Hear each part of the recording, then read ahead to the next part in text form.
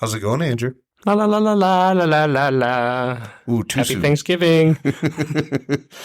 Wait, No, you're not hearing Thanksgiving music, or sorry, Christmas music already? Because Oh, I've been hearing it for too long. Are you kidding me? I go into retail stores all day.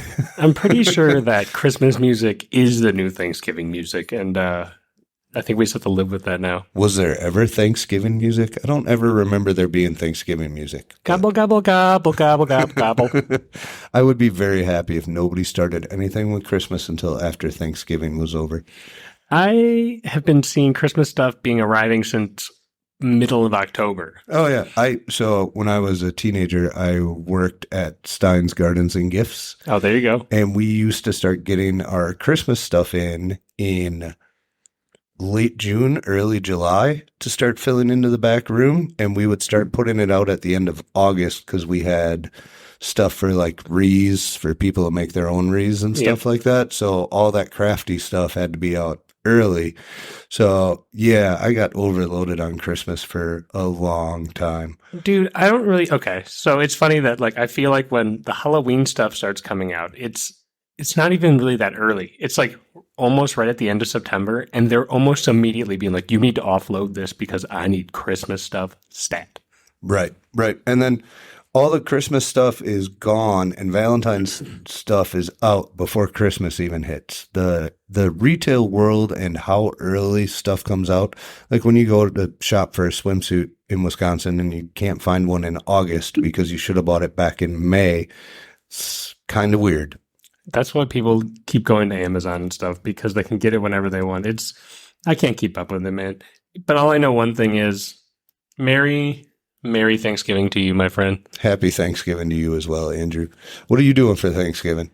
I am going to my parents' house, as I usually do, basically there's two worlds this happens. There's Panic Kitchen, where my mom is with whoever's helping her. And then there's my dad, my brothers, and I sitting out in he calls it his he shed.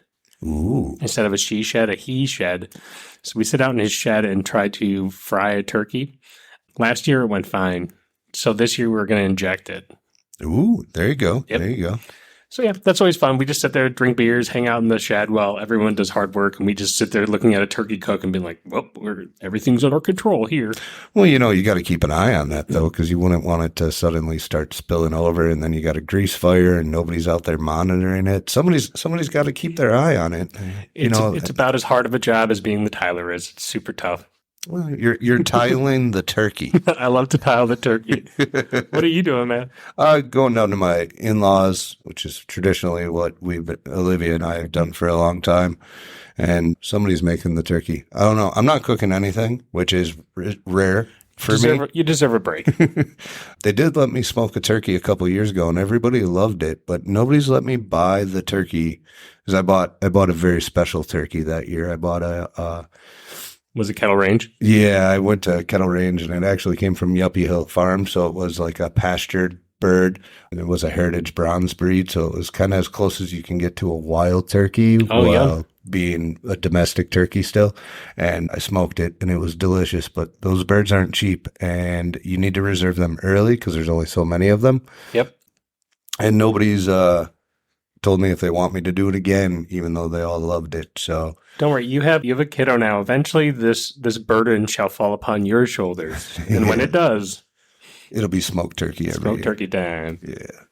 Cool. Well, let's kick this episode off. We're going to do a short one today for you guys, just because we know it's Thanksgiving. Everyone's busy, so we're just going to, tell you what we're grateful for.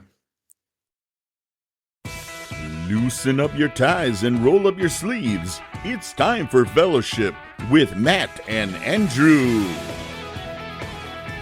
The views and opinions expressed on this podcast are not necessarily the views and opinions of the Grand Lodge of Wisconsin or any other Grand Lodge or any appended body. I'm grateful for that opening. I'm also grateful for that opening. Really kicks us off in style. Let's go. What else are you grateful for, Andrew? Wow, I apparently can't talk today again. Oh, here we go. I'm actually, I have a lot to be grateful for this year. I'm going to be about 2 months out from having my firstborn child. I'm grateful for how painless this process has been. It's been, well, for me, obviously for me. But as I far hope as Claire doesn't listen. yeah, as far as like, I mean, even for her, she's even said like, besides the first trimester, it's been, besides the normal things you'd expect, it's been nothing unusual, no health issues, no complications, anything like that. That's great to hear. So it's been very straightforward. Thankful for that. Thankful for having a loving wife at home that lets me go do podcasts and other Masonic things, because this podcast is basically my newest appendant body. Thankful for the lodge. I'm thankful that we have such a like welcoming and open lodge that is very interested in learning and growing as a group.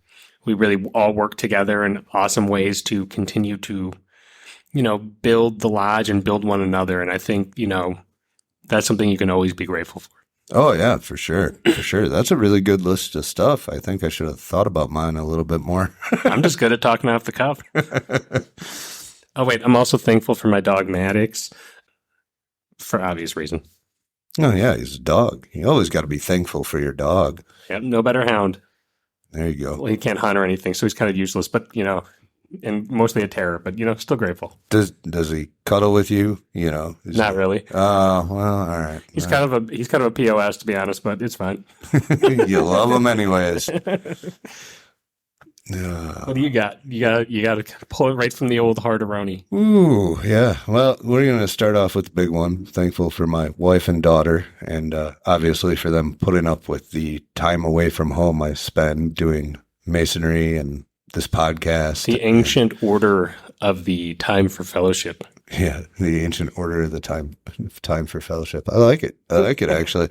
And all my other hobbies and interests, they really put up with a lot, especially my wife, for putting up with all the times I get stressed out over lodge events and stuff like that. So definitely very, very grateful for everything she lets me do while she holds down the house. Thankful for just a great family around me. Everybody's very supportive and stuff like that. Thankful for the opportunity to enjoy all the hobbies I have, hunting and everything else. And same about the lodge. That was well put. And I'm also thankful for the honor of having the opportunity to serve this lodge as worshipful master next year. So yeah, that'll be awesome. I'm going to tack on, I'm thankful for my family as well, because I feel like I probably should have put that in my list, like my parents and my extended family. Also, big thanks.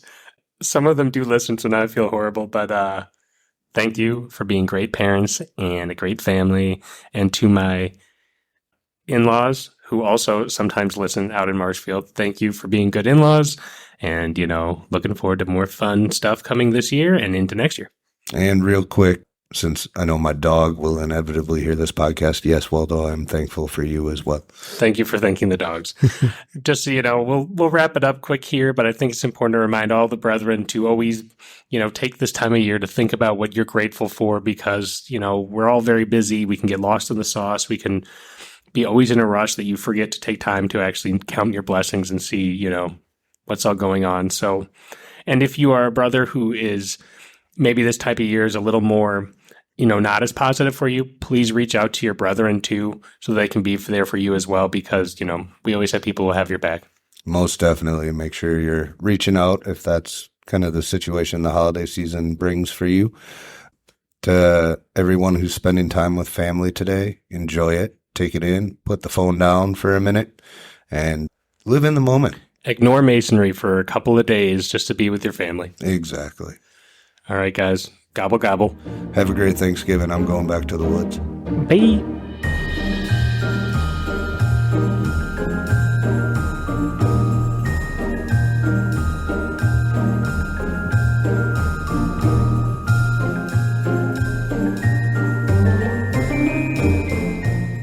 Gobble, gobble.